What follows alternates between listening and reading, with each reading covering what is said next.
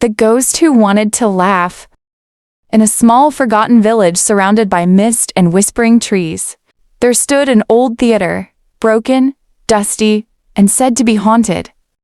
No one dared to enter, except for one man, Leo, a young comedian who dreamed of making people laugh again. Leo's life hadn't been easy. His jokes never worked. People called him the silent clown because no one laughed, ever. But one night, desperate to practice, he wandered into the abandoned theater. Inside, he whispered, "Maybe ghosts have a better sense of humor than humans."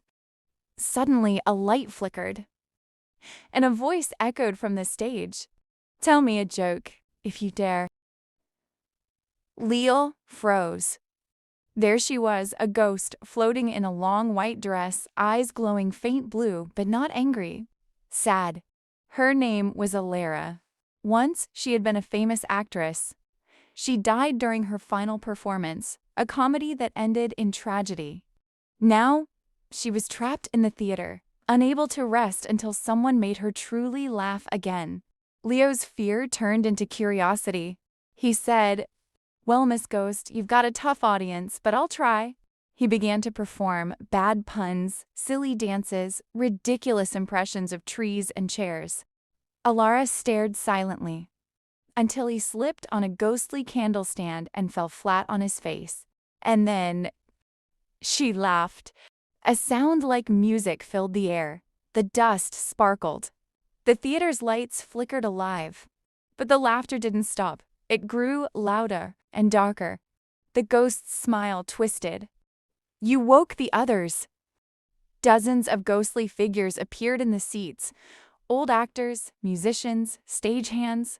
They clapped and laughed with eerie voices. Leo panicked.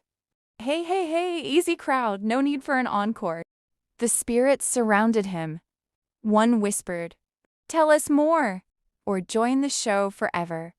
So, Leo did what he did best. He performed like his life depended on it. He told jokes about death, about ghosts on TikTok, about Wi-Fi in the afterlife. The ghosts howled with laughter. For the first time in his life, Leo had a full audience, and they loved him. Hours passed. As dawn approached, Alara floated closer. "Thank you," she said softly. "You reminded us what joy feels like." She touched his cheek, and he felt warmth, not cold. Then, one by one, the ghosts faded away into golden light. When the sun rose, the theater was alive again, clean, beautiful, glowing. Leo stepped outside, confused but happy. A newspaper fluttered by. On the front page, "Old theater reopens after 70 years. Comedian claims he played for ghosts." Leo smiled. "Well," he said, "at least now I have a killer act."